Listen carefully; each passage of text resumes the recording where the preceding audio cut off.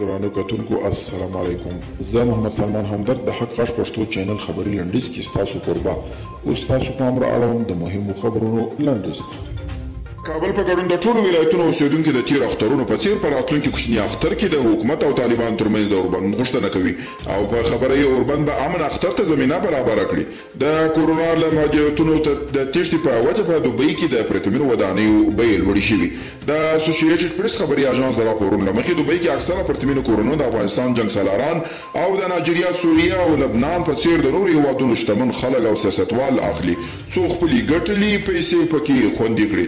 د برازیل پلازمینه ریو ډی جینیرو کې د ډزو له امله د یو پولیس په ګډون 25 تنه وژل شوي. د ځایي رسنیو په وینا پیښه د پولیسو د عملیات پر مهال چې د نشه یي توکو د قاچاقبرانو د یوې ډلې د نیولو په موخه یې کوله رامنځته شوې ده. د امریکا لوی درستیز وايي د افغان هوایي ځواک د ملاتړ د دوام پر پلان کار نه دی شوی. مارک میلی وايي چې شاید د امریکا د ځواکونو له وتلو وروسته د افغان ځواکونو د روزنې پروګرام په کوم بل هیواد کې پیل شي. د امریکا دفاع وزیر اسټن خبريالانو ته ویلي د امریکایي ځواکونو ملاتړ پرته شاید افغان دفاعي امنیتي ځواکونه له ستونزو سره مخ شي او له افغانستان د وتلو پر مهال امریکا نوري بم غورځونکي او جنگي جټ الوتکې هم د تیارسۍ حالت کې ودرولې.